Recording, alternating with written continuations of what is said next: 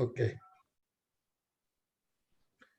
नमो वीतरागाय, नमो वीतरागाय, नमो अरिहंताणम, नमो अरिहंताणम, नमो सिद्धाणम, नमो सिद्धाणम, नमो आयरियाणम, नमो आयर्याणम, नमो वज्जायाणम, नमो वज्रायाणम, नमो लोये सव्व साहुणम, नमो लोये सव्वसाहुणम, ऐसो पंचन मुक्कारो, ऐसो पंचनमुखारो, सव्व पावपणासनो, सर्वपावपणासनो, मंगलाणं च सव्वेसि, मंगलानां च सर्वेषां, परमं हवै मंगलम्। परमं हवै मंगलम्।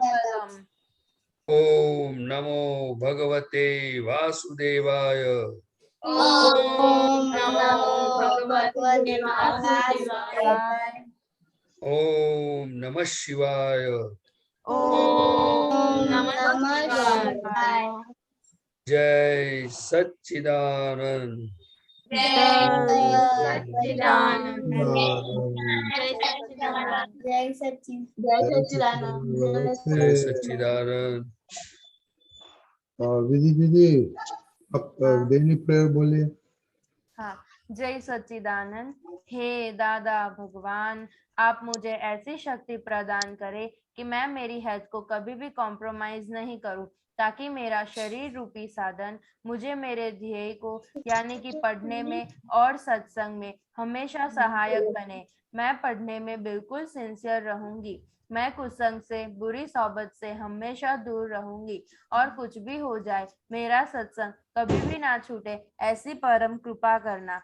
प्राप्त मन वचन काया का योग और खुद के आत्मा का उपयोग केवल परोपकार यानी कि जीव मात्र की सेवा में ही करूं, जो सबसे बड़ा मानव धर्म है। मैं हमेशा स्वयं के साथ और अन्य सभी लोगों के साथ के जीवन व्यवहार में विश्वसनीय, नैतिक और शुद्ध बनी रहूंगी, ताकि मैं बराबर दादा भगवान के जैसे ही उत्कृष्ट व्यक्तित्व की मानवी बन पाऊं। जय सच्चिदानंद। जय सच्चिदानंद। रुद्र आपने रिपोर्ट नहीं भेजा, जय सच्चिदानंद, रिपोर्ट नहीं भेजा। श्रेया स्टडी प्रेयर बोलिए। हे दादा भगवान, मुझे पढ़ाई में, समझने में जो बाधाएं अंतराय आते हैं, जो भी ऑब्स्ट्रक्शंस आते हैं, उन सभी को तोड़ने का मैं दृढ़ निश्चय करती हूँ। आप ऐसी कृपा करें कि मेरे दर्शन पढ़ना आवरण टूट जाए और मेरी पढ़ाई सही ढंग से हो। आप ऐसी परम शक्ति हमें दे। जय सच्चिदानंद। जय सच्चिदानंद। Very good. तो जरा थोड़ा इन लोग का एक्सपीरियंस रहेगा। तो आज हेल्थ में 6 टेस्ट का कितना भी अनुभव आता है कि नहीं, और एक आइटम जो आपने पोजीशन से ट्रैकिंग करता है उसका एक्सपीरियंस बोलने का है। आप हिता दीदी से स्टार्ट करेगा क्योंकि वो अभी नया आइज लेके आई है। ओके। जय सच्चिदानंद। हेल्थ में मुझे आज 5 टेस्ट आए थे और मुझे परीक्षण में लगभग में अभी कंप्लीट नहीं हो पाया। ओके, कुछ एक्सपीरियंस बताना। ओके दीदी। जय सच्चिदानंद। आज मुझे भी खाने में 5 रस आए हैं और मेरा शंका में अभी इम्प्रूवमेंट नहीं। क्या होता है वो जो एक्सपीरियंस बताना। ओके दीदी। हाँ, जय सच्चिदानंद। आज मैंने खाने में मुझे 6 रस आए थे और मुझे अभी भी शंका होती ही रहती है अपने आप पर।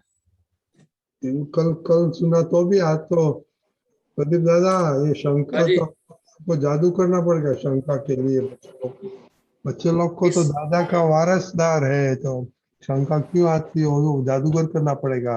मोनिका दीदी, हाँ, आज मुझे खाने में तीखा रस आया था और अभी भी मुझे लघुत्तम में इम्प्रूवमेंट नहीं हुआ है। आज क्या हुआ आज था? मम्मी के साथ क्या हुआ था? आज मम्मी ने कहा था खाना खा लो, पर मैं नहीं खाई थी, इसलिए वो नाराज हो गई। तो अंधेव क्या करेगा आपको मालूम है? नहीं। खुशी।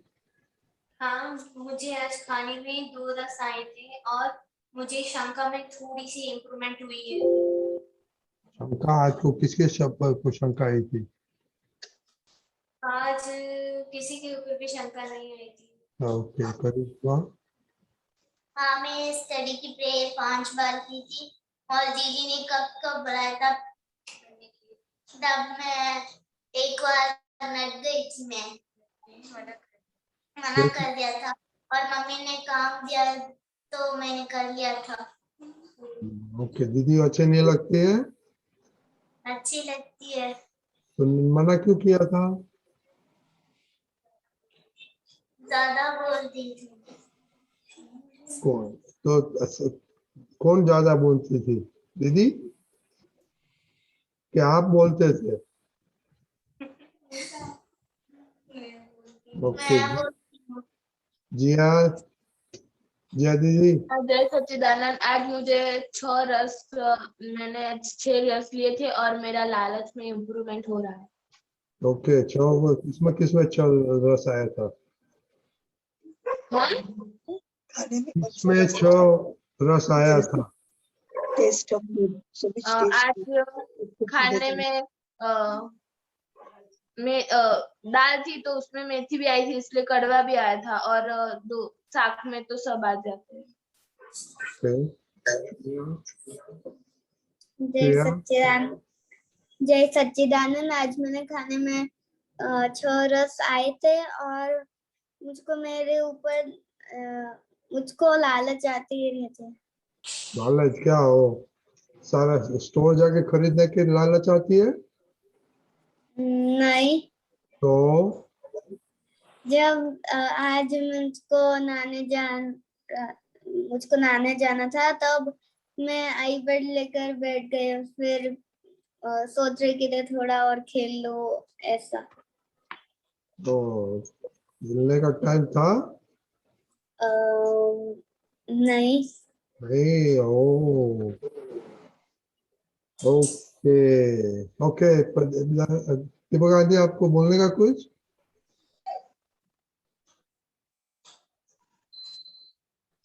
कुछ लोग 5 रस बोलते हैं, कुछ लोग 6 रस बोलते हैं। हकीकत क्या है? तो मम्मी जान है। मम्मी को भी पूछना पड़ेगा। मम्मी को तो थोड़ी अभी सत्संग में आएंगे। 6 रस होते हैं और 6 रस कौन से होते हैं? बोलो बोलो श्रेया। बोलो बेटी, एकता श्रेया बोलो। खाटो, खारो, तीखो, गड़ियो, कड़वो। कड़वो, तीखो, तीखो, तूरो, खाटो, तूरो, खारो खाटो, न खारो, गळ्यो। गड़ियो। આ રીતે યાદ રાખવાનું. કડવો, તીખો, તુરો, ખાટો, ખારો, ગળ્યો. Most easily digestible to most difficult to digest. એનો આ સ્ટેપિંગ છે. અને શંકા કેમ આવે છે? हिंदी हिंदी हिंदी हिंदी। सॉरी, मैं तो मोनिका को भूल ही गया था। गुजराती नहीं आती है उसकी। हाँ, नहीं, करिश्मा को भूल गया था, उसको तो आती है। बोलो शंका। देखो आप, हाँ बोलो। आपको शंका किसमें आती है? मुझे अपने आप पर ही आती है। आज मेरी एग्जाम थी ट्यूशन में मैथ्स की, तो मैं कर पाऊंगी या नहीं कर पाऊंगी, कुछ हार्ड आ जाएगा, तो ऐसी सब शंकाएं होती है। प्रिपेयर नहीं किया था ठीक तरह से?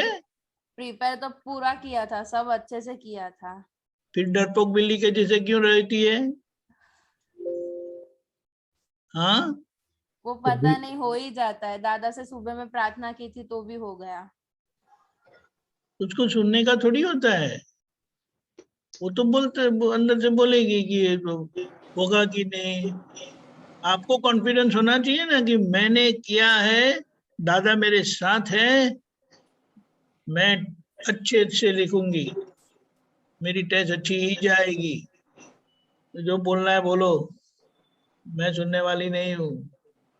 सब लोगों को सुनेंगे तो आपका क्या होगा फिर? आप समझ गए? अपने अपने अंदर जो दुश्मन बैठा है ना, उसको पहचानना है। वो आपको नेगेटिव करवाता है। आप इतनी सारी मेहनत करने के बाद, इतना अच्छा प्रिपेयर करने के बाद भी उनका सुनते हैं, लेकिन आप क्या बोलते हैं? मुझे शंका आती है। आप समझे? हाँ। ऐसा नहीं बोलना है। आपने प्रिपेयर किया तो आपको शंका कैसे होगी, लेकिन वो तो कुछ विधि को आती है, तो आप लोग रखो शंका अपने पास, मुझे कोई शंका नहीं है। आप समझे? हाँ। उसको सवार होने मत दो, राइट। इसके ऊपर हमें सवार करना है। घोड़ा आपको जहां भी ले जाएंगे तो कहाँ जाएंगे आप? हमें वो तो तो जंगल में लेके जाएगा। हाँ। समझे? हाँ। घोड़े की लगाम हमारे हाथ में है, हमें जहां जाना है वहां हम ले जा सकते हैं। वो तो ये तो नेगेटिव विचार तो आ ही जाएंगे, क्योंकि ये समय का मन है ना पूरा नेगेटिविटी से ही भरा हुआ है, लेकिन उसका कुछ सुनने का नहीं। वो बोलता है, चिल्लाता है, तो चिल्लाने दो, क्योंकि आपने जो किया है, प्रिपरेशन किया है, उसके ऊपर आपको कॉन्फिडेंस है कि नहीं है? हाँ है। तो उसको बोलने में उसके सुनना नहीं है। और ये जो अपना सेल्फ डिसिप्लिन है ना, कि ये टाइम क्या है, स्नान करने का टाइम है, जो भी टाइम टेबल है उसको फॉलो करना है। अभी उसमें क्या है, वो कहाँ गई श्रेया? चली गई। हाँ, तो आईपैड लेके बैठ गई, कोई डांटता नहीं है इसीलिए। मम्मी ने तो बोला ही होगा ना। हाँ, मम्मी को पता नहीं था, पर मम्मी डांटती है बहुत, लेकिन मम्मी को सुनती नहीं है। बहुत अच्छे, बहुत अच्छे। ठीक, आपको पता चलता है वो अच्छी बात है, लेकिन सेल्फ डिसिप्लिन वो बेस्ट डिसिप्लिन है। धीमे धीमे अपने पर आना है। अपने अंदर जो नेगेटिव हमें करवाता है उसका सुनना नहीं है। समझ गए? फिर ये लघुतम भाव वाले, ये लघुतम भाव बहुत लंबी यात्रा है, तो धीमे धीमे करके होगा, क्योंकि सभी का माथा भारी है कि हल्का है? भारी है। समझ गए ना? Okay, go ahead. जय सच्चिदानंद। आरुष, आप कर रहे क्या? आरुष, आरुष, ओ अनन्या दीदी, आपका रिपोर्ट नहीं मिला। ओके, आरुष नहीं। ओके, प्रदीप आनंद जी, आपने सुना ये बच्चे, तो आप बातें करिए। जय सच्चिदानंद। मुझे 6 रस आए थे और मुझे शंका पे वो करना है, शंका होती है मुझे। ओके, अभी प्रदीप दादा बात करेंगे। हाँ। ज्यादा बुद्धि होती है तो फिर बुद्धि को रास्ता नहीं मिलता है, तो फिर वहां शंका खड़ी हो जाती है। वो कैसे होता है? तो कि बुद्धि में एक बार बुद्धि वो प्रकाश है, वो प्रकाश में हमें सब कुछ दिखता है, लेकिन फिर बुद्धि ऐसे चक्रावे पर चढ़ा देती है, तो हमें फिर वो चीज को ढूंढने के लिए हम कोशिश कर रहे हैं, लेकिन फिर उनका रास्ता नहीं दिखता है, तो फिर वहां शंका खड़ी हो जाती है। इसीलिए दादा भगवान ने बताया कि विपरीत बुद्धि से सावधान रहना। और दूसरा उन्होंने बताया कि हमारा जो मन है वो मन से हमें उनसे वो फिजिकल है, वो न्यूट्रल है, तो हमें मन की बातें कितनी सुननी चाहिए और कितनी नहीं सुननी चाहिए वो हमें डिसाइड करना है। तो ज्यादा परेशान करता है मन तो फिर आपको बोलना चाहिए चलो भाई आगे बोलो, आपको एग्जाम में नहीं आएगा, अच्छा ठीक है, आपको कैसे पता चला, और आगे बोलो, फिर क्या होगा, फिर बोला फेल हो जाएंगे, तो अच्छा ठीक है, फिर आगे बोलो और क्या होगा, आप क्या कहना चाहते हो। ऐसा कर करके जो दीपक आनंद जी ने बताया ना कि टट्टू पे सवार होके, घोड़े पे सवार होकर के हमें चलना है, तो हमारे मन के साथ भी थोड़ा अभ्यास करना होगा, लेकिन आपको ये धीरे धीरे आएगा, एकदम ज्यादा तुरंत नहीं बैठ सकता है। मैं भी कोशिश कर रहा हूँ, ये भी मैं पुरुषार्थ कर रहा हूँ कि मन अगर बताता है तो उनके साथ कैसे बातचीत करने का, क्योंकि दादा भगवान को ज्ञान से पहले वो ऐसे बातचीत करते थे। इसीलिए हमें मन बुद्धि से सावधान रहना होगा। सावधान रहना और कुछ नहीं, उनको जानने का है कि भाई बुद्धि ऐसी बताती है, मन में ऐसा विचार आता है, आप समझे ना।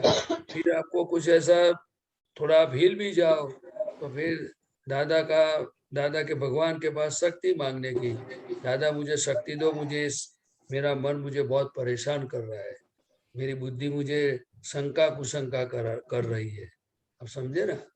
तो धीरे धीरे दादा बोले मुझे याद तो करना पड़ेगा, क्योंकि जिसने ये सब मन बुद्धि से जो उनका चक्कर में से जो निकले हुए जो पुरुष है, उनके पास हम शक्ति मांगेंगे, उनको याद करेंगे तो उनकी शक्ति हमारे पास आएगी, हमारा काम बनेगा, आप समझे। क्योंकि देखो हम सब कलयुग के लोग हैं, और दादा भगवान ने बोला कि कलयुग में कैसा होता है कि मन वचन काया वीक होता है, और जो बुद्धि होती है वो ज्यादातर विपरीत होती है, और मन भी ऐसा होता है इसमें पूरा नेगेटिविटी ज्यादा होती है, पॉजिटिविटी कम होती है, आप समझे ना।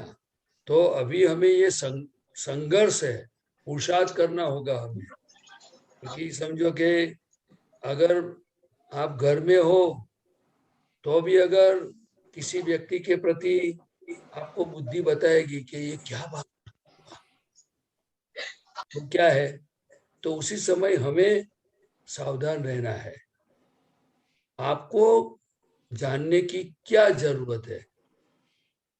अगर समझो कोई व्यक्ति इधर से उधर गया तो बुद्धि में एक बार बुद्धि का प्रकाश है तो दिखेगा ये क्या हो रहा है, तो उस समय बोलेंगे भाई आपको क्या जरूरत है, आप अपना काम करो ना, आप समझे ना। इसीलिए हमें हमारी प्रकृति के अंदर पड़ा हुआ जो माल बुद्धि मन जो भी है उनके साथ हमें दादा की दृष्टि से जीना होगा। जो हम उस तरह से जिएंगे तो हम निकल जाएंगे। अगर जो हम ये बुद्धि की चपेट में आ गए, मन की बातों में आ गए, तो हमारा वर्तमान महीना, आप पढ़ाई करते हो, आप खाना खाने बैठे हो, आप आराम से बैठे हो, आप धर्म कर रहे हो, कोई भी सिचुएशन में हम नॉर्मल नहीं रह पाएंगे, हमारी अंदर इमोशनल हम हो जाएंगे, फिर हमारा सुख चला जाएगा। फिर क्या होगा, मुंह की जो लेस्या है वो बदल जाएगी, कोई व्यवहार आएगा तो वाणी बिगड़ जाएगी। ये सभी इफेक्ट का जो परिणाम आएंगे वो सभी का हमें भोगना पड़ेगा। इसीलिए better go on positive way. हमें दादा की ऐसी दृष्टि, ऐसी बातें हमें समझ में रखने की जरूरत है कि चाहे कितनी भी नेगेटिव वातावरण हमारे सामने हो, फिर भी हम पॉजिटिव रह के निकल सके। कि हम दूसरे को सुधारना नहीं है, हमें खुद को सुधारना है। क्या करना है? खुद को सुधारना है।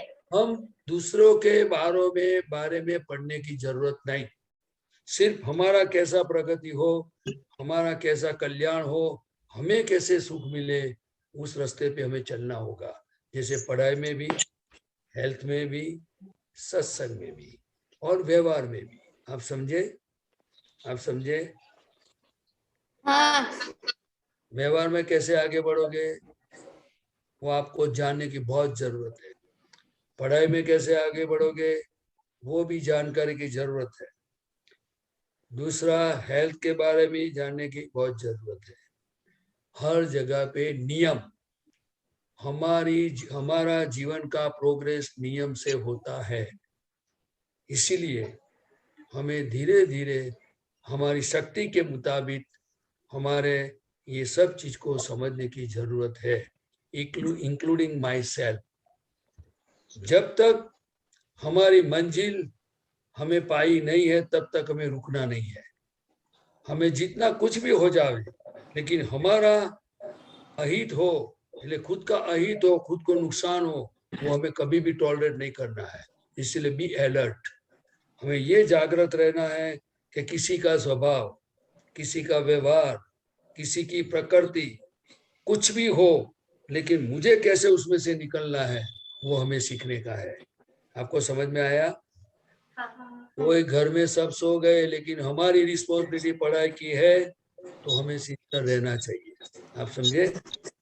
सब लोग सोए हुए हैं तो हमें उसकी नकल नहीं करनी है, उसके प्रति कोई प्रतिभाव देने की जरूरत नहीं है।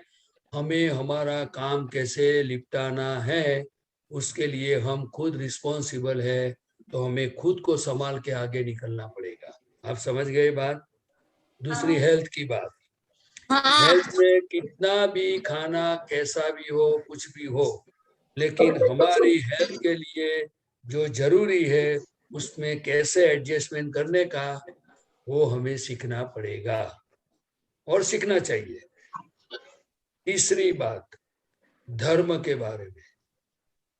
दादा भगवान और महावीर स्वामी प्रभु दादाजी बात बताते थे कि महावीर भगवान की वाइफ भी थी, उनकी बेटी भी थी और उनके दामाद भी थे, उनका परिवार भी था। लेकिन महावीर भगवान खुद चल पड़े, सबकी आज्ञा लेकर के। हमें आज्ञा लेकर के कहीं निकलना नहीं है। हमारे पास जो दृष्टि है वो डिफरेंट है। महावीर भगवान के पास बहुत सारे शिष्य भी आए, बहुत सारे सब कुछ लोग आए, लेकिन महावीर भगवान अपना काम निकाल के नमो सिद्धाणम हो गए। हमारी पास ये मार्ग हमें मिला है कि जैसे दादा भगवान सबके साथ हंसते थे, बैठते थे, बातें करते थे और पूरा व्यवहार को लिपटा करके वो निकल गए, तो वैसे पढ़ाई में भी हमें दूसरों की नकल करने की जरूरत नहीं है। हमें हमारी रिस्पॉन्सिबिलिटी हर जगह पे समझ करके हमें परफेक्ट होना है।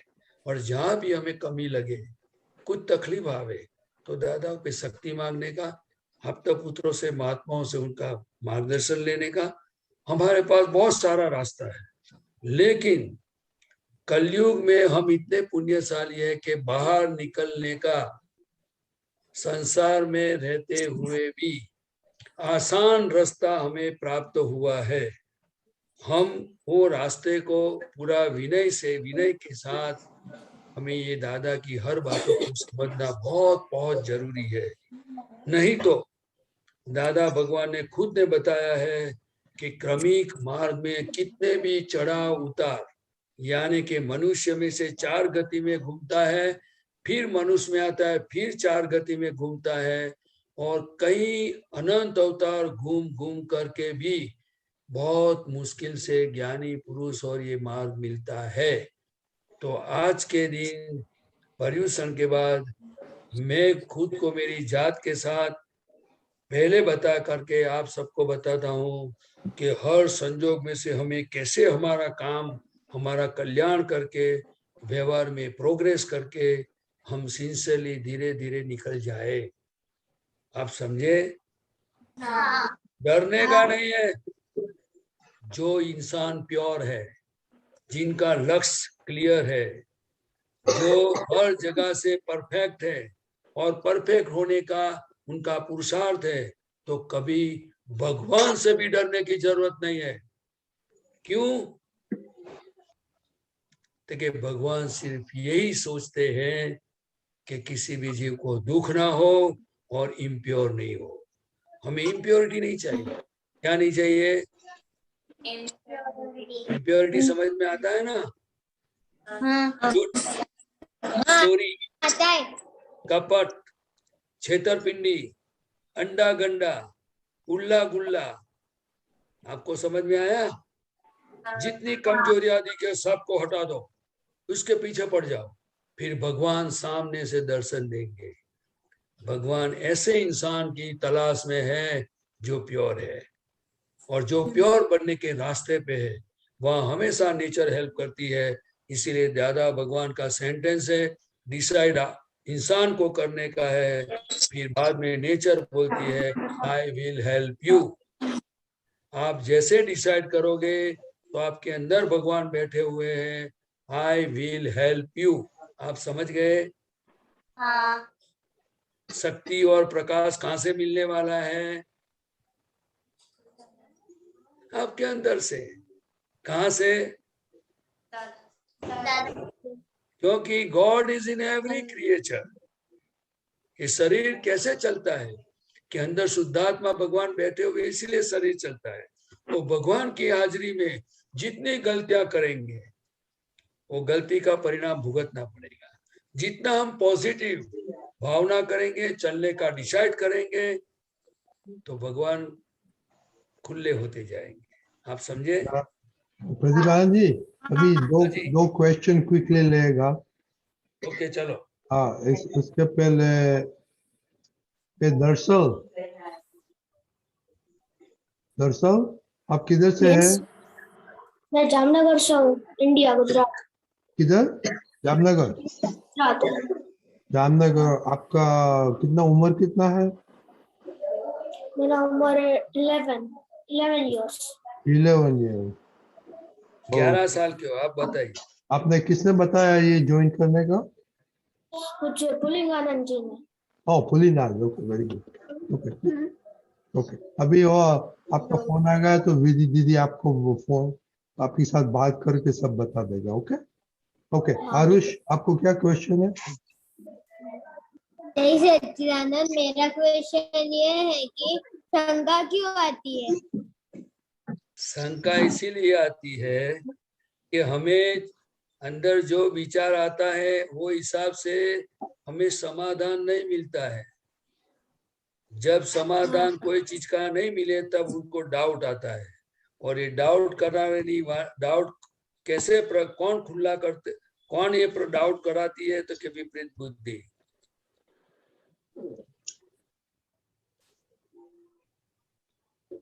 समझ में आ गया? कैसे समझना है? आरुष, कौन सी बात पे डाउट आता है बताओ, तो मैं फिर एग्जांपल देके आपको बताऊं। मुझे ये डाउट आता है कि जब मैं और मेरा भाई हम गेम खेलते हैं ना, तब वो मुझे हरा देगा, ऐसा मुझे डाउट आता है। हाँ, वो तो डाउट इसीलिए आता है, आपको उसको भय लगता है, तो हमको हरा देगा। वो जो आपको अंदर से जो बताता है ना, तो आपको सही खेलो। हार जीत तो सब में होती है, और दादा भगवान ने तो क्या बताया कि हम सबको जिताने के लिए आए हैं और हम हारने के लिए आए हैं।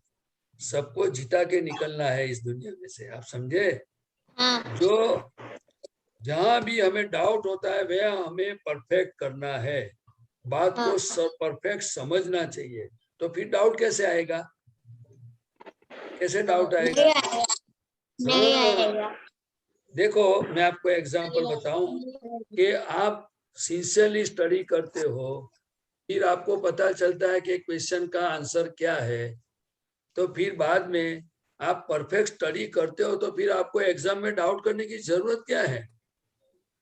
आप वहां जाओ, फिर बाद में आराम से पढ़ो, जो सवाल आएगा उसका जवाब आपने स्टडी किया है तो अपने आप नेचर आपको हेल्प करेगी। आप समझे ना? डाउट उसको आता है कि जिसने खुद के अंदर कुछ न कुछ कमियां है, जिसके अंदर कमियां है ना, वहां उनको डाउट आता है। वो कमियां खुद को पता चलनी चाहिए। इसीलिए मैं क्या करता हूँ, कि जिस चीज पर मुझे लगता है तो वहां परफेक्शन कैसे करने का, उसका फंडामेंटल क्या सिस्टम है, वो हमें समझना चाहिए। बराबर?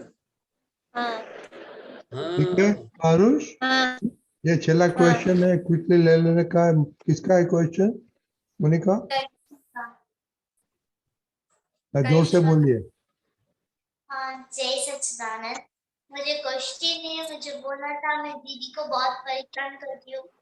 जैसे कि वो पढ़ने बुलाती है तो हम क्यों पढ़ते हैं, तो बहुत गुस्सा करती हूँ, उल्टा उल्टा सीधा बोल देती हूँ, गालियाँ बोल देती हूँ,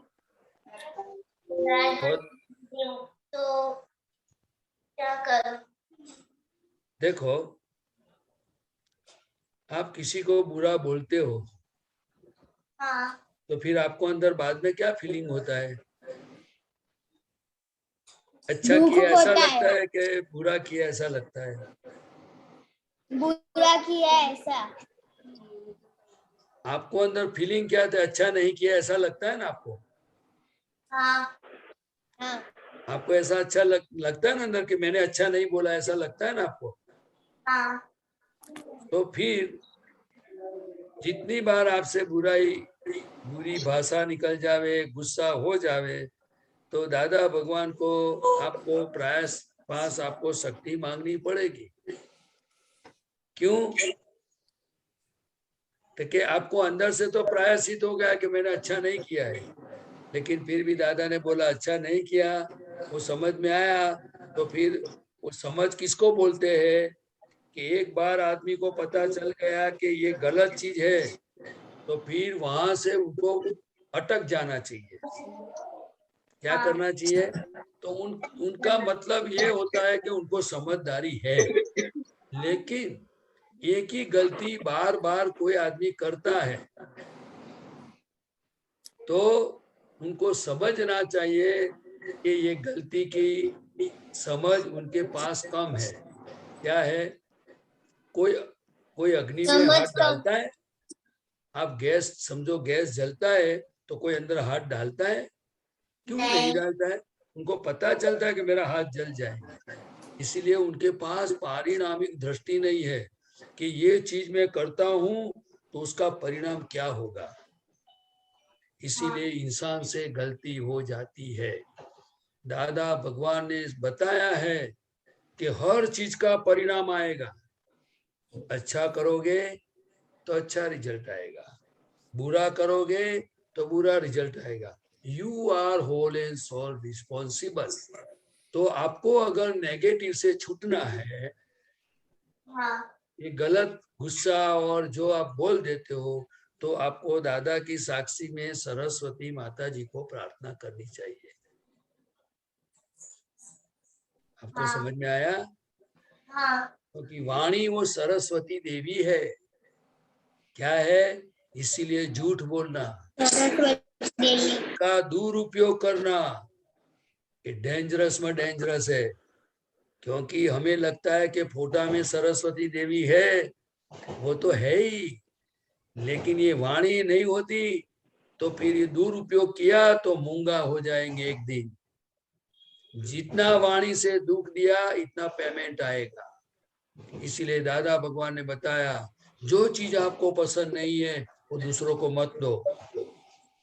आप समझे? अगर गलती हो जाए तो शक्ति मांगो, प्रायश्चित कर लो, हे दादा भगवान फिर से ऐसी गलती ना हो, ऐसी मुझे शक्ति दो, मुझे मृदु रुजु भाषा बोलने की शक्ति दो।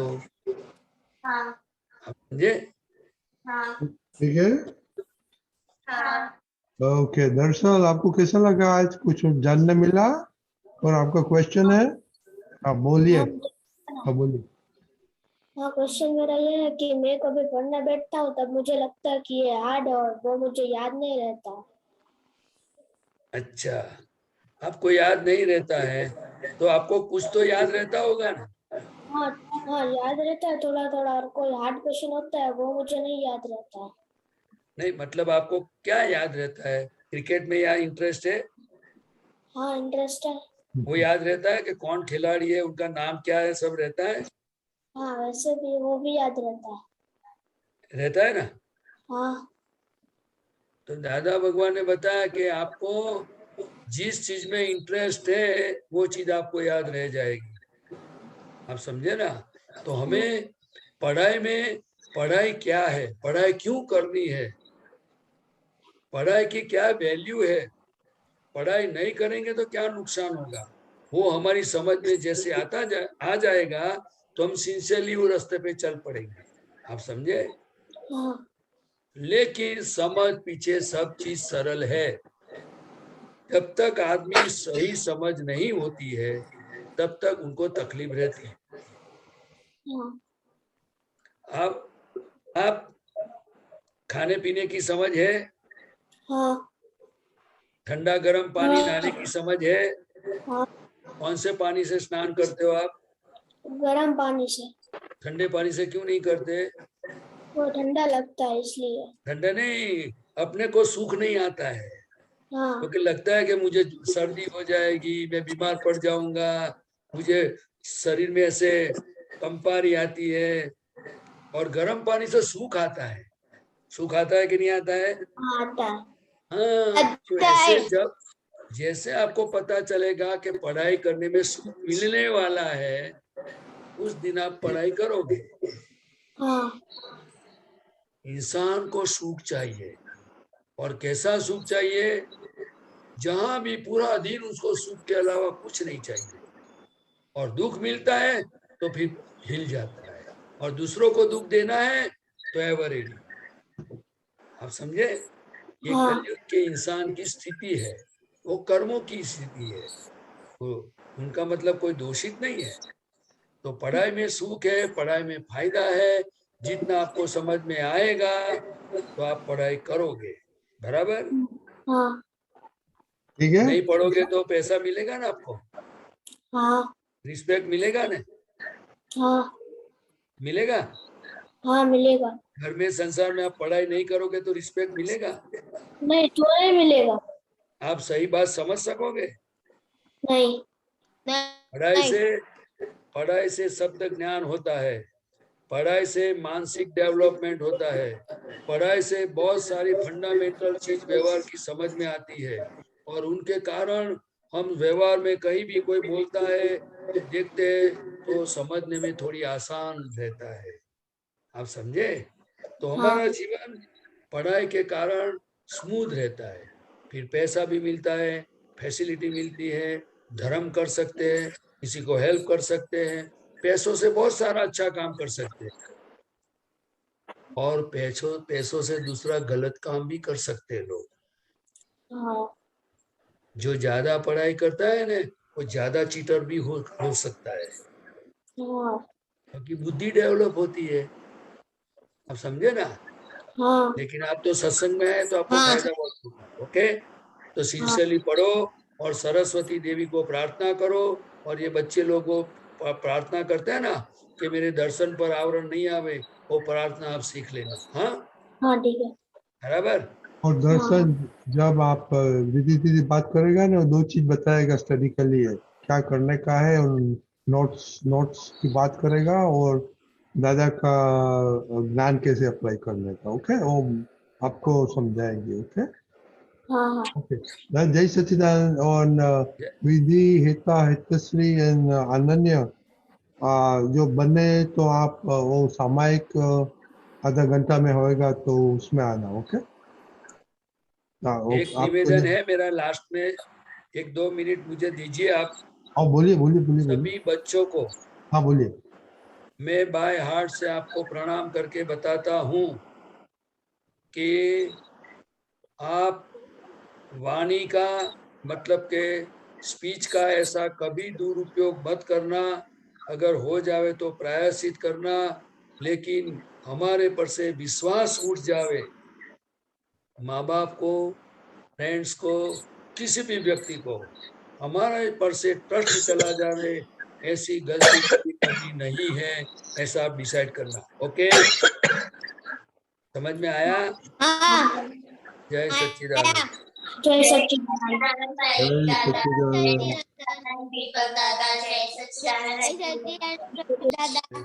जय सच्चिदानंद। गीता बहन।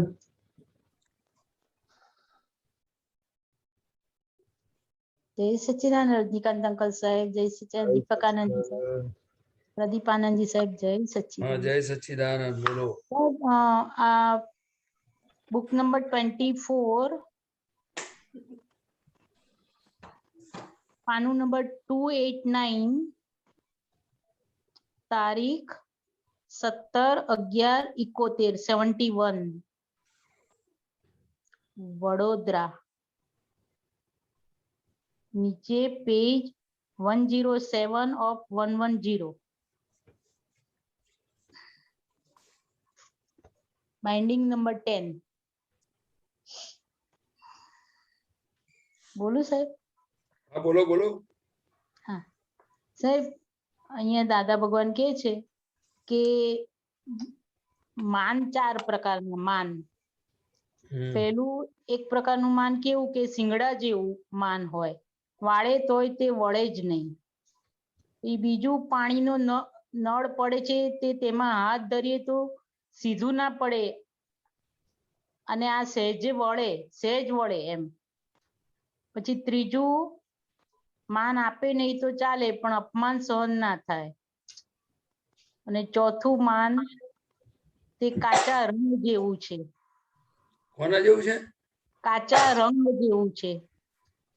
કાચા રંગ જેવું છે. હવે જો હાજી શું સર, જાણવું છે? પ્રકાશ આપો ને. હવે માન નામનો જે રોગ છે ને હાજી હા. એ અહંકારના બેઝ ઉપર છે. એટલે અહંકાર એટલે શું? તો કે હું પ્રદીપ છું, આનંદજી છું એવું માનીને જીવવું એ અહંકાર છે. શું છે? હા એ અહંકાર. બરાબર. હું છું ને હું કરું છું, કરે છે કોક ને પોતે કે હું જ કરું છું, એનું નામ અહંકાર. તો હવે એ અહંકાર કેવો છે એના પ્રમાણે માન હોય. શું હોય? એના પ્રમાણે માન હોય. હવે જેમ જેમ આ બધી અહંકાર મનુષ્યમાં હોય ત્યારે જયારે અહંકારને કારણે તો આ મન વચન કાયા ઉભા થઈ ગયા. હા જી બરાબર. હા ખરેખર. હવે એ અજ્ઞાનતાને કારણે થયા. તેને કારણે અજ્ઞાનતાને કારણે ઊભું થયું છે. આ સંજોગોથી ઊભું થઈ ગયું. અને પછી એમાં જેમ જેમ એને સમજણ આવતી જાય એમ એમ પ્રમાણે પછી એનું માનમાં અને બધો અહંકારમાં ફેરફાર થાય. એટલે માનમાં ફેરફાર થતો જાય. શું થતો જાય? પછી ફેરફાર થાય માનમાં. હા. અત્યારે સમજો કે દાખલા તરીકે હું છું એટલે કે વ્યવહારથી મને બધા પ્રદીપ આનંદજી કે છે. બરાબર.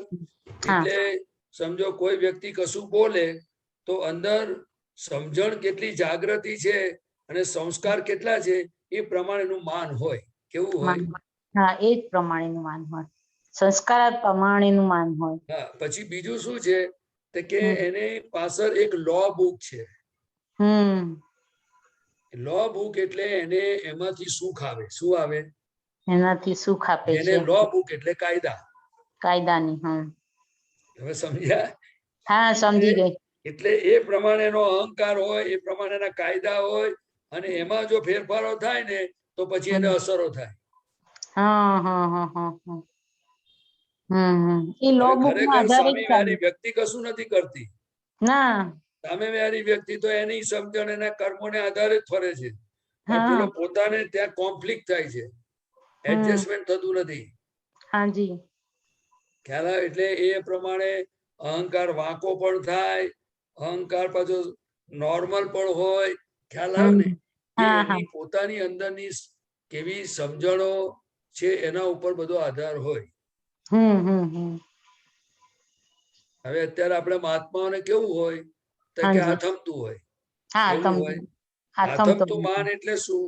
તો કે કડકઈ કરે ખરો, નાય કરે, પણ શું છે અંદર પછી જ્ઞાને કરીને જીવતો હોય. કેવી રીતે જીવતા હોય? જ્ઞાને કરીને જીવે. પણ જ્યાં સુધી જ્ઞાન ના હોય ત્યાં સુધી એનું કોઈ ઠેકાણું નહીં. ના. એ તો પછી શું છે કે કુદરતના ક્રમે ક્રમે કરીને અનુભવથી કોઈ સદગુરુ મળે, કોઈ વાંચન કરે, આમ કરતું કરતું ડેવલપ થાય. એ વાત જુદી છે. જો સિંગડા જેવું માન, સિંગડા જેવું એટલે છે ને કે જરાક અપમાન થાય ને તો ત્યાં ઝઘડા તોફાન ચાલુ થઈ જાય. સિંગડા વિજે સમજાય ને તમને? હા સિંગડા, હા પછી સિંગડા, પાણીના નળ પડે છે તેમાં હાથ ધરીએ તો સીધું ના પડે, આ સહેજ વળે. સહેજ એટલે થોડી સરળતા વાળું હોય. કેવું હોય? થોડું સરળતા વાળું. કારણ કે પાણીનો સ્વભાવ કેવો છે તો કે જેમ વાળો તેમ વળે. એમ કે પેલું જેમ વાળો એટલે જેમ જમીનમાંથી જેવો રસ્તો હોય ને આમ કરીને નીકળતું જાય આગળ. એક્ઝેક્ટ. ખ્યાલ આવ્યો ને? એટલી થોડી સોફ્ટનેસ હોય એમ. થોડો વળેલો. પછી માન આપે નહીં તો ચાલે, પણ અપમાન સહન થાય નહીં. એટલે કેવું કે દાખલા તરીકે તમે કોઈને મને આવો આવો ના કે, હું તમારા ઘરે આવ્યો તો તમે આવો પ્રદીપાનંદજી ના કહો ને તો ચાલે. ખ્યાલ આવ્યો? તો એને કશું થાય નહીં બહુ, કઈ નહીં કે છે એમ. પણ તમે એમ કહો ને, તમે કોને પૂછી નહીં આયા, તમને કોને બોલાયા છે, એવું બોલે ને તો એને ચચરી જાય પછી. હા ખરેખર સાહેબ છે. આ તો તમને એક પ્રસંગ કહ્યો. પછી બીજી રીતે અપમાન કેવી રીતે કરે તમને કહું. કે દાખલા તરીકે તમે કોઈને ઘરે ગયા ને તમને આવો આવો ના કે, પણ તમે કોઈને ઘરે બેઠો ને તમને પાણીનો ભાવે ના પૂછે, તમારું સામે ના જોઈએ, તો એ શું કહેવાય? અપમાન કહેવાય. હે? અપમાન લાગે. બાજુવાળાને પાણીનો ભાવ પૂછે, બધું પૂછે, હસી હસીને હા ઈયો કરે, તમારા અમુક બોલે જ નહીં કશું, કોઈ વ્યવહાર જ ના કરે, તો શું લાગે? અપમાન લાગે આપણને. અપમાન લાગે. તો વ્યવહારના બધા બહુ ખૂણા ખાંચરા છે. માણસને અપમાન કરવાની રીતો તમે જુઓ ને તો સામે પૂછે તો જવાબ ના આપે ને શું કહેવાય? હા, એ બધા જ અપમાનમાં જાય. મને કોને કોઈ કશું પૂછ્યું, તમને મને પૂછ્યું, તમે એનો જવાબ ના આપું એને શું કહેવાય? ઇન્સલ્ટ ના કહેવાય?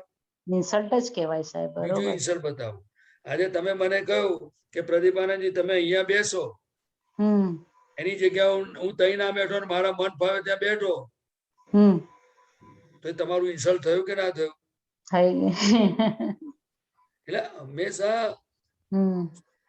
આ બધી વસ્તુ વ્યવહારોમાં એકબીજાના અપમાનો કેવી રીતે કરે છે કોઈ એવું ખ્યાલ ના. તો દાદા ભગવાન મળ્યા એટલે આપણને ખબર પડી કે વેર કેવી રીતે બંધાય છે, એકબીજાનું અપમાન કેવી રીતે કરે છે લોકો. પણ હજુ તો છે ને આ બધું આ કળિયુગનો માલ ને, એટલે બધું ઠોકાઠોક ચાલ્યા જ કરે, બધું જેવો ભરેલો માલ ને જેવો હિસાબ. જ્ઞાની પુરુષ મળ્યા છે એટલે આપણને બધું જ વસ્તુ દેખાઈ જાય કે જો આ મોટા માણસ હોય.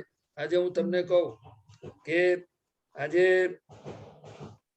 મોટા માણસો હોય, ઉંમરવાળા હોય, તો એની જોડે કેમ વર્તન કરવું એ પણ શીખવું જોઈએ કે નહીં? શીખવું જોઈએ, પહેલી વાત છે. પણ એ બધા સંસ્કારો ધોવાતા ગયા, ઘસાતા ગયા. ખ્યાલ આવ્યો? છેલ્લું છે માન તે કાચા રંગ જેવું હોય. કાચો રંગ એટલે કેવું કે દાખલા તરીકે આ એશિયન પેઇન્ટ ને બધા પાકા હોય ને એ બધા પેલા હોય ને, પેલું કાચો રંગ એટલે કેવું કે માન હોય ખરું પણ ખરી પડે. કેવું પડે? એટલે એને અસર ઓછી હોય એવું. એટલે એની બહુ એની વેલ્યુ ના હોય ને, એમ એવું કહેવા માંગે. માન અપમાન બંને ની ને એને. કશી ના હોય. જે માન હોય ને તો જ અપમાન નો ભય હોય. એ બરોબર. દરેક માણસનામાં માન નામનો ગુણ હોય ને એટલે એને અપમાનની અસર કેમ થાય છે? કોઈ બે શબ્દ બોલે તો અસર કેમ થાય છે? કારણ કે માનને કારણે થાય છે. અંદર માન ભરેલું છે એટલે. એને માન એટલે શું? ભાઈ અહંકાર પડેલો છે, હું સાચો છું, મને આવું કેમ કહ્યું? પણ એને એ નથી દેખાતું વિપરીત બુદ્ધિને કારણે કે ભાઈ મેં આ ભૂલ કરી, તારે એને બોલવું પડ્યું ને. અથવા તો એને આવું મેં આવું કર્યું અથવા આવું થયું, તારે એને કહેવું પડ્યું ને. એ ભૂલ પોતાની નથી જોતો. એ આ કાળની વિચિત્રતા છે. એને સમ્યક બુદ્ધિ કહી. શું કહી? એ સમ્યક બુદ્ધિ. સમ્યક બુદ્ધિ કેવી હોય તો કે કોઈ માણસ મને એક શબ્દ બોલે ને તો મને અંદર વિચાર આવે કે આવું કેમ બોલવું પડ્યું મને, મેં કઈ ભૂલ કરી, આ હવે ફરી આ ભૂલ ના કરું. ના કરાય. ખ્યાલ આવ્યો? પણ એટલી સમજણ સત્સંગમાં રહેવાથી થાય છે. જ્ઞાની પુરુષની ભક્તિ કરવાથી, વિતરાગોની ભક્તિ કરવાથી, એવા સત્સંગ ને સદગુરુનો સંગ મળે તો આવી બધી સમજણ ખીલે. એક્ઝેક્ટ સાચી વાત છે. કરેક્ટ. બાકી કૃપાળુદેવ નું વાક્ય છે, જો માન ના હોત ને તો મોક્ષ થઈ ગયો હોત. અહીં જ મોક્ષ. એ કૃપાળુદેવ નું એક વચન છે એમનું. બહુ સુંદર વાક્ય છે. ખબર છે ને તમને? ખબર છે ને. અને હંમેશા માન એ અહંકારથી ઊભું થયેલી વસ્તુ છે, એનું મૂળિયું અહંકાર છે. શું છે?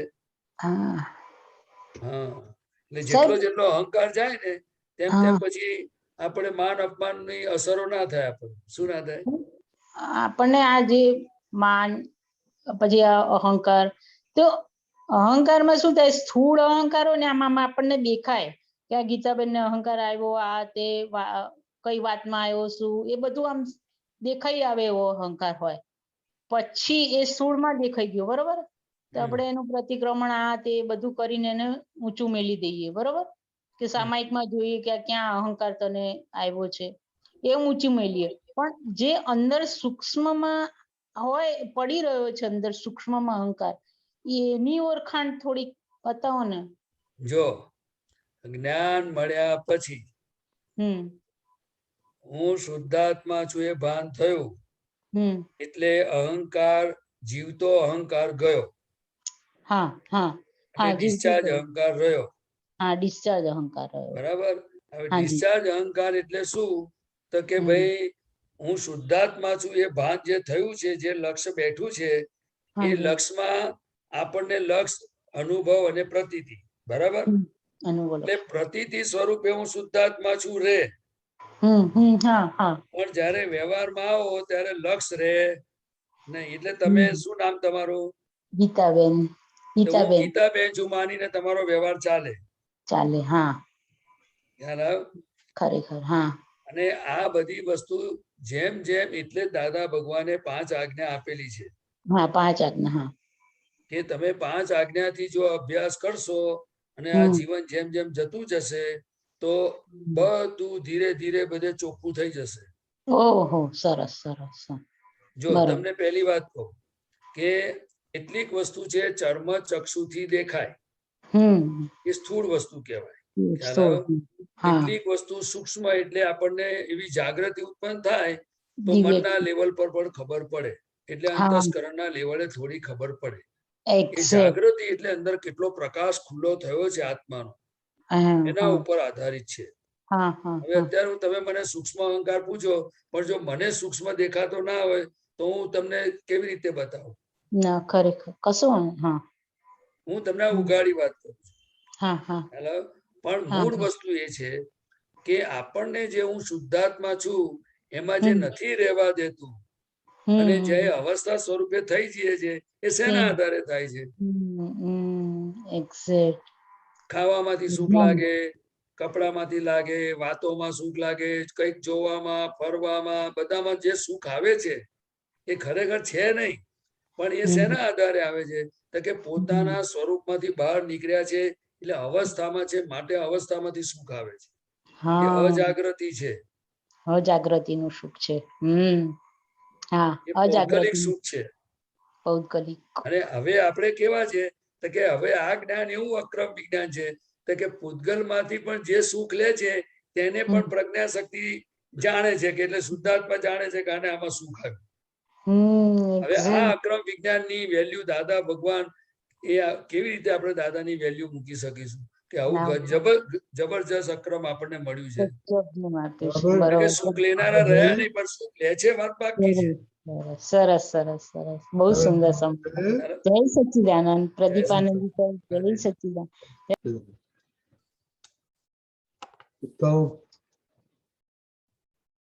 हाँ, जय सच्चिदानंद रजनी अंकल, दीपक आनंद जी, प्रदीप आनंद जी, जय सच्चिदानंद.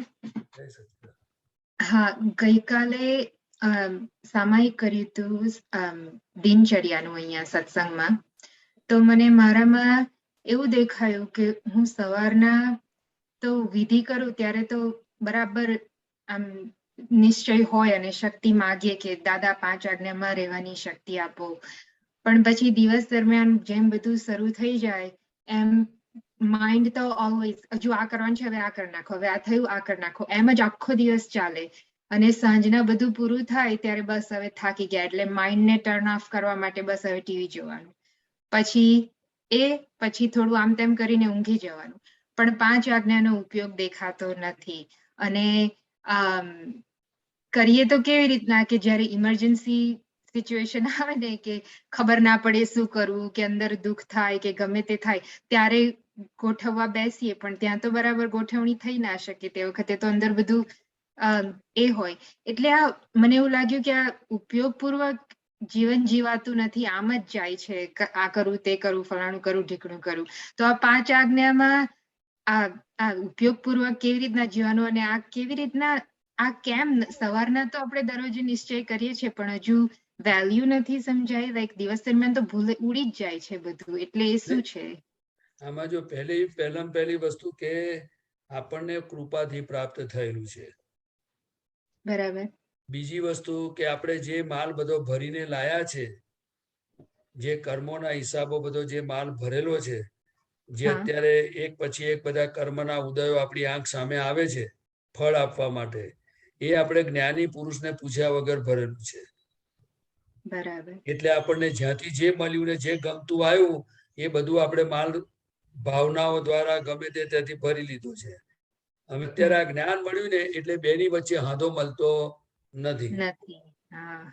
કારણ કે આપણે જવું છે રસ્તો જુદો છે, અને સંજોગોના જે ધક્કા વાગે છે રસ્તો જુદો છે. બરાબર. ખ્યાલ આવ્યો? ત્રીજી વસ્તુ કે 5 આજ્ઞા એ તીર્થંકર ભગવંતોના હૃદયમાં હતી, તે આજ્ઞા દાદા ભગવાને આપણને આપેલી છે. આ આજ્ઞા કોઈ સંજોગોમાં પુસ્તકોમાં હોય નહીં.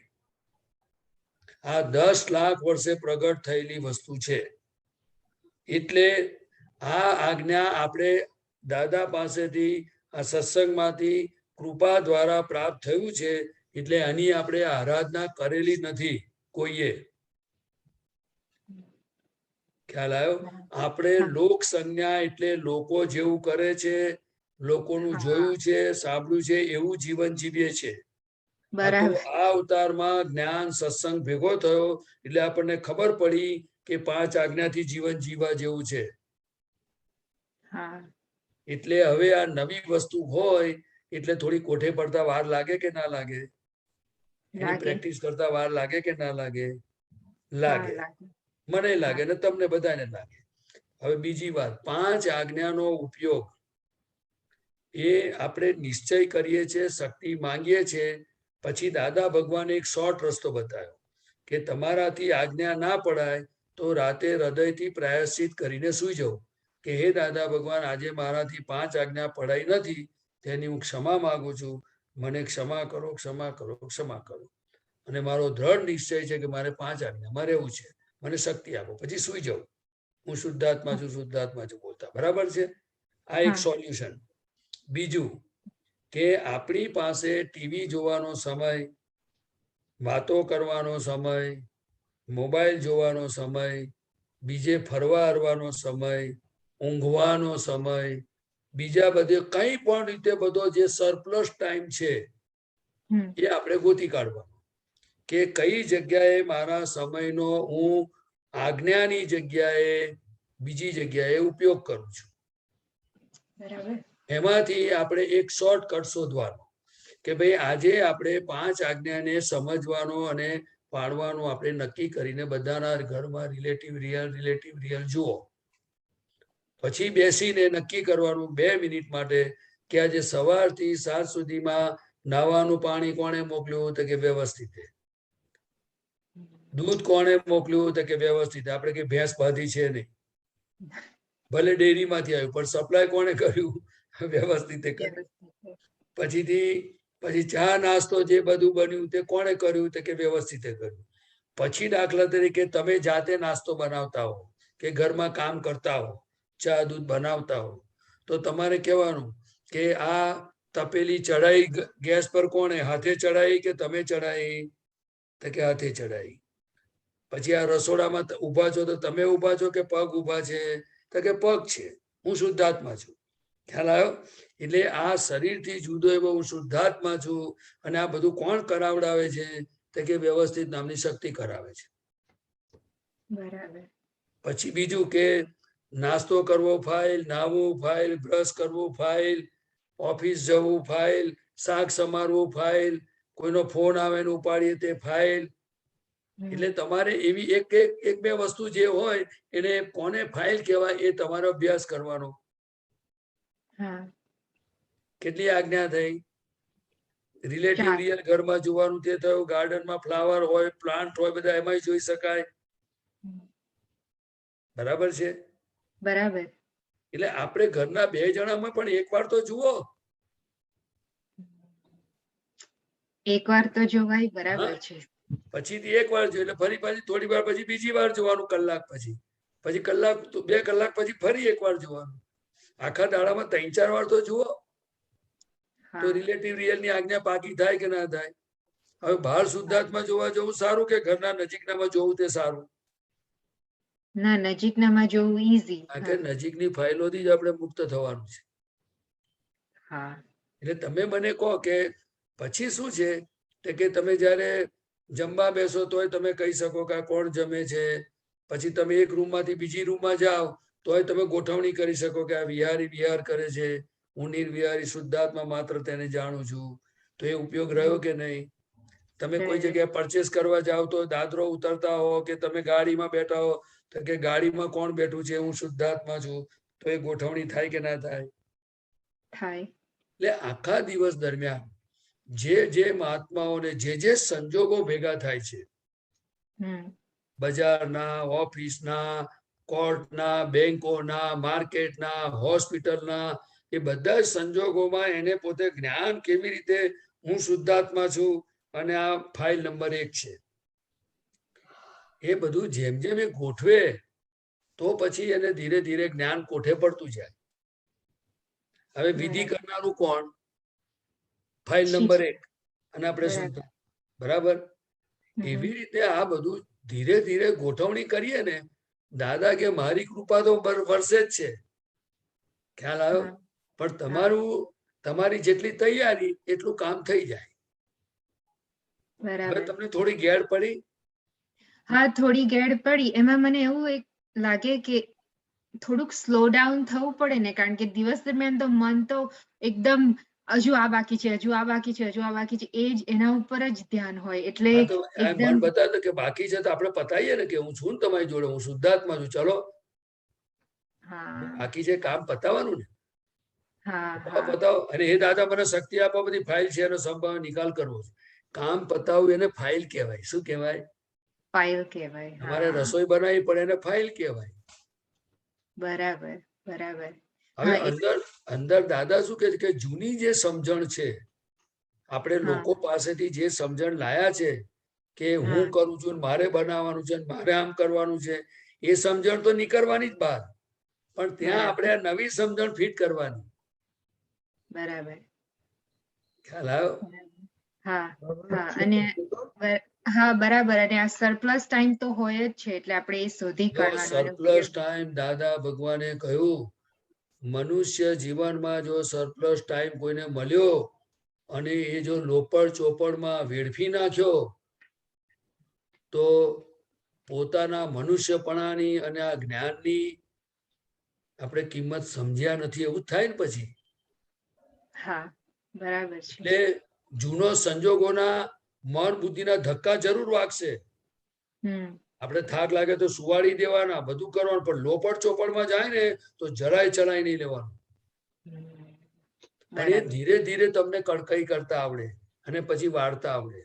બાકી તમને કહું, આ માંડ આપણને મોક્ષે જવાનો માર્ગ મળ્યો છે. એટલે આપણે દાદાને ખૂબ પ્રાર્થના કરવાની, દાદા ભગવાન આ મારી નબળીઓ તમે ઓળખી લો કે હું ટીવી જોવામાં આમાં તેમાં બધો આ સમય જાય છે. દાદા કૃપા કરો અને મને નિરંતર આજ્ઞામાં અને ભક્તિને મોક્ષે જવું છે, એ રસ્તે મને હેલ્પ કરો તમે. આપણે કોકને સોંપવું તો જોઈએ કે નહીં? આપણે તો એને એમાંથી સુખ લેવા માંગીએ છીએ, સોંપવાનું તો બાકી રહ્યું.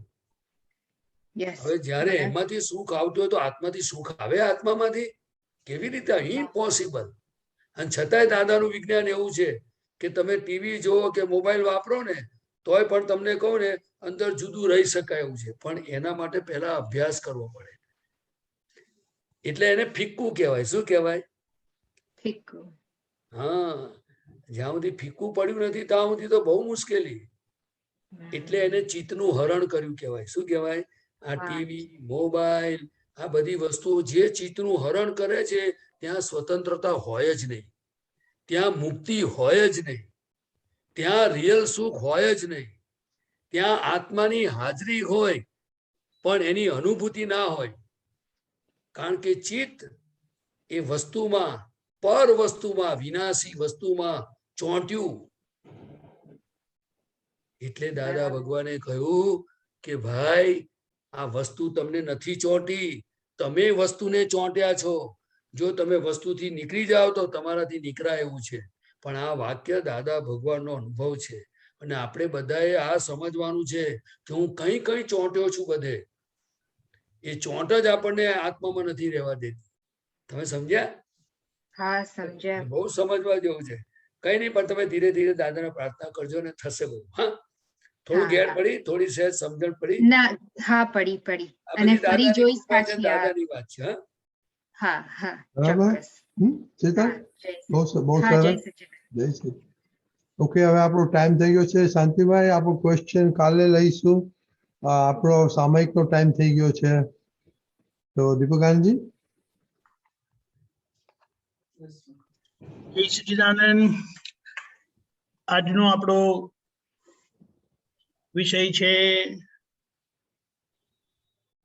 જે યાદ આવે એમનામાં આ બે દ્રષ્ટિથી જોવાના. યાદ આવે બે દ્રષ્ટિથી જોવાના. હવે યાદ તો સામાન્ય રીતે કોણ આવે કે જેમની જોડે કંઈ પણ લેતી દેતી હોય તે, અને ઘરના લોકો વિશેષ યાદ આવે. એટલે આ બે દ્રષ્ટિ એનું આપણે આ સામાયિક કરવાના છે. હમણાં એમની જોડે શું થયેલું એ નથી જોવું આપણે. આ બે દ્રષ્ટિનો જ ઉપયોગ, એટલે શુદ્ધાત્માના દર્શન કરવા. હવે આપણે બીજાનામાં તો કરતા જોઈએ છે ને કે નથી કરતા, એ તમને ખબર પડશે. અને એનું એક પ્રમાણ આપતા દાદા એમ કીધું કે અમે અમારી અંદરના દાદા ભગવાનને આખા દિવસમાં 1000 વખત નમસ્કાર કરીએ છીએ. એટલે આપણે એક હિસાબ કાઢીએ તો 8 કલાક સૂતા હોય તો એ 8 કલાક સૂતા એટલે 16 કલાક રહે. તો 16 ગુણ્યા 60 મિનિટ, કલાકની 60 મિનિટ, અને બીજા 60 બાય મલ્ટીપ્લાય કરીએ તો 80 સેકન્ડ, એને ડિવાઇડેડ બાય 1000 કરશો ને તો ઓલમોસ્ટ એવરી 60 સેકન્ડ એટલે એવરી મિનિટ દાદા ભગવાનને આ જાગૃતિ પોતાની અંદરના દાદા ભગવાનને જે કરવાની જાગૃતિ રહેતી હતી. હવે જે પોતાની અંદર શુદ્ધાત્મા ભગવાનના દર્શન કરતા હોય, દાદા ભગવાનના દર્શન કરતા હોય, તે બીજાનામાં ચૂકે ક્યારેય નહીં. એટલે બહુ સરસ પ્રમાણ આપેલું અને દાદા આવી રીતે કીધેલું. તો આજે આપણે 10 મિનિટ માટે જે યાદ આવે એમનામાં શુદ્ધાત્મા જોઈશું. અને એ નહીં એટલે એ સમજો ત્યાં અંધારું થઈ જાય તો તમારી અંદર જોવાનું, આપણે અંદર વ્યવહાર દ્રષ્ટિથી. એટલે જોતા આમ કરીને મને પ્રતિભાનાજી યાદ આવ્યો. સવારના અહીંયા પૂજા કરવા આવે છે ને મંદિરમાં, તો આવે જય સચ્ચિદાનંદ કરીને બોલે. એટલે પછી એમનામાં શુદ્ધાત્મા વ્યવહાર દ્રષ્ટિથી, નિશ્ચય દ્રષ્ટિથી શુદ્ધાત્મા. એટલે બે દ્રષ્ટિનું સામાયિક એને પુણ્ય શ્રાવકનું સામાયિક કીધું. અને એની કિંમત આપણે મહાવીર ભગવાન પાસેથી એ વાતની આપણે સાંભળેલી છે. બધાને સમજાઈ ગયું આશા રાખું છું. તો આપણે એ શરૂ કરીએ. બરાબર છે? જય સચ્ચિદાનંદ. જય સચ્ચિદાનંદ. જય સચ્ચિદાનંદ. દાદા ભગવાન. પ્રદીપાનંદજી તમે ફોલો કરજો મને. હા, એટલે આ લોકો પછી ફોલો કરશે એમની રીતે. હા, હે દાદા ભગવાન. હે દાદા ભગવાન. હે શ્રી સિમંદર સ્વામી પ્રભુ. હે શ્રી સિમંદર સ્વામી પ્રભુ. હે વિતરાગ શાસન રક્ષક દેવી દેવતાઓ. હે વિતરાગ શાસન રક્ષક દેવી દેવતાઓ. અમને શુદ્ધ ઉપયોગ પૂર્વક, અમને શુદ્ધ ઉપયોગ પૂર્વક જે કોઈ યાદ આવે, જે કોઈ યાદ આવે એમનામાં બે દ્રષ્ટિથી જોવાની, એમનામાં બે દ્રષ્ટિથી જોવાની, સામાયિક કરવાની, સામાયિક કરવાની, રિલેટિવ રિયલ નું સામાયિક કરવાની, રિલેટિવ રિયલ નું સામાયિક કરવાની, પરમ શક્તિ આપો. પરમ શક્તિ આપો. પોતાની અંદર દાદા ભગવાનના દર્શન કરવાની, પોતાની અંદર દાદા ભગવાનના દર્શન કરવાની પરમ શક્તિ આપો. પરમ શક્તિ આપો. હું શુદ્ધ આત્મા છું. હું શુદ્ધ આત્મા છું. હું શુદ્ધ આત્મા છું. હું શુદ્ધ આત્મા છું. હું શુદ્ધ આત્મા છું. હું શુદ્ધ આત્મા છું. મન વચન કાયા મન વચન કાયા એ રિલેટિવ છે. એ રિલેટિવ છે. હું રિયલ શુદ્ધ આત્મા છું. હું રિયલ શુદ્ધ આત્મા છું. મન વચન કાયા મન વચન કાયા એ રિલેટિવ છે. એ રિલેટિવ છે. હું રિયલ શુદ્ધ આત્મા છું. હું રિયલ શુદ્ધ આત્મા છું. દાદા ભગવાન જેવો શુદ્ધ આત્મા છું. દાદા ભગવાન જેવો શુદ્ધ આત્મા છું. હું શ્રી સિમંદર સ્વામી ભગવાન જેવો શુદ્ધ આત્મા છું. હું શ્રી સિમંદર સ્વામી ભગવાન જેવો શુદ્ધ આત્મા છું. હું શ્રી કૃષ્ણ ભગવાન જેવો શુદ્ધ આત્મા છું. હું શ્રી કૃષ્ણ ભગવાન જેવો શુદ્ધ આત્મા છું. હું મહાવીર ભગવાન જેવો શુદ્ધ આત્મા છું. હું મહાવીર ભગવાન જેવો શુદ્ધ આત્મા છું. હું શ્રી શિવ સ્વરૂપ શુદ્ધ આત્મા છું. હું શ્રી શિવ સ્વરૂપ શુદ્ધ આત્મા છું. હું શુદ્ધ આત્મા છું. હું શુદ્ધ આત્મા છું. જય સચ્ચિદાનંદ. જય સચ્ચિદાનંદ. શરૂ કરજો.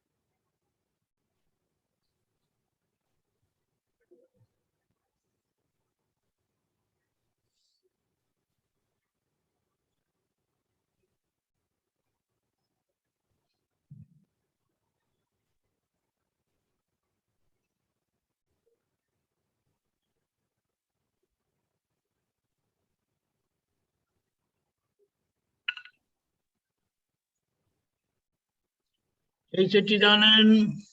जय सच्चिदानंद। कोई शेयर करવું હોય તો કરી શકે છે। રેઝ યોર હેન્ડ, હાથ ઊંચો કરજો। દેખાયું, ના દેખાયું, શું દેખાયું, કેટલું દેખાયું, નહીં દેખાયું?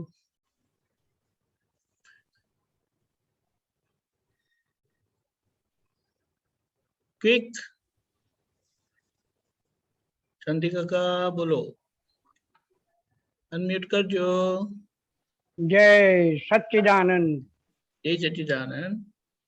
હવે આપણે જોવાનું જ્યારે શરૂ કરીએ ત્યારે પહેલું જ ઘરથી શરૂ થાય, નજીક ફાઇલથી શરૂ થાય અને પહેલા જે એના પ્રત્યેના જે અભાવ કભાવ જે હોય એ ખરેખર આ જ્યારે જોવાનું આપણે શરૂ કરીએ છીએ ત્યારે આખી ભૂમિકા બદલાય છે અને એના પ્રત્યેના ભાવ પણ બદલાય છે। અને હું શુદ્ધાત્મા છું, એ પણ શુદ્ધાત્મા છે। એક શબ્દ મોટી અસર આપણને કરે છે અને પછી એક માણસ યાદ આવે છે, એક વ્યક્તિને 5 વખત કે નામધારી પોતે શુદ્ધાત્મા, નામધારી પોતે શુદ્ધાત્મા, નામધારી। અને અંદર આપણી બધી મશીનરી બંધ થઈ જાય છે અને આખું લક્ષ્ય, આખું ચિત્ત ભટકવાનું તો ખબર જ નથી પડતી, ભટકે જ નહીં, પણ એના ઉપર એવું સ્થિર થાય છે કે ખરેખર આપણને શુદ્ધાત્મા એનામાં દેખાય છે ને અહીં પ્રગટ થાય છે। ઘરના બધામાં દેખાય, પડોશીમાં દેખાય, દીકરીમાં દેખાય, જમાઈ વેવાઈ બધા જેમ જેમ યાદ આવતા જાય અને 10 મિનિટનો જ્યારે ખબર પડી કે 10 મિનિટ થઈ ગઈ, હજુ તો જોવાના ઘણા બાકી રહ્યા, પણ એનો જે અંદરનો આનંદ છે ને એ કંઈક જુદી જ આપણને અનુભૂતિ કરાવે છે એવો મને અનુભવ થયો। બિલકુલ વાત સાચી છે, કારણ કે શુદ્ધાત્મા દ્રષ્ટિ એ જ નિર્દોષ દ્રષ્ટિ છે, એ જ દિવ્ય દ્રષ્ટિ છે, એ જ નિર્વિકારી દ્રષ્ટિ છે અને જેવી દ્રષ્ટિ તેવી સૃષ્ટિ કીધું એટલે જોયા શુદ્ધાત્મા તો થયા પરમાત્મા। એટલે શુદ્ધાત્મા જોઈને આપણે આ વ્યવહાર રાખીએ એ ચૂકાય નહીં, એટલે આ પ્રેક્ટિસ આપણને બહુ હેલ્પફુલ થઈ રહી। જય સચ્ચિદાનંદ, ખૂબ સરસ। અને આવું ટાઈમ મળે ત્યારે વચ્ચે વચ્ચે કરી લેવાનું। જય સચ્ચિદાનંદ। પ્રદીપ આનંદજી કઈ કેવું છે આપણે? હા બસ ઓકે, તો ત્રિમંત્ર બોલાવો। શાંતિભાઈ પ્લીઝ ફોલો કરજો। નમો વિતરાગાય, નમો વિતરાગાય, નમો અરિહંતાણમ, નમો અરિહંતાણમ, નમો સિદ્ધાણમ, નમો સિદ્ધ,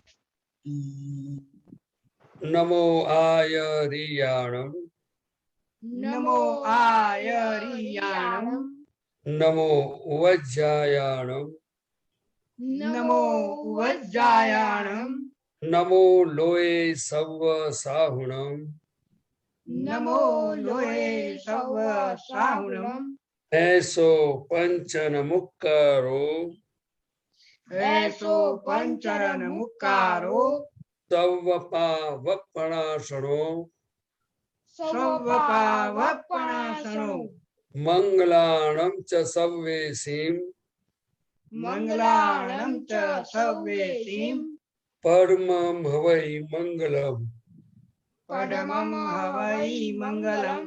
ઓમ નમો ભગવતે વાસુદેવાય, ઓમ નમો ભગવતે વાસુદેવાય, ઓમ નમઃ શિવાય, ઓમ નમઃ શિવાય। જય સચ્ચિદાનંદ, જય સચ્ચિદાનંદ। જય સચ્ચિદાનંદ।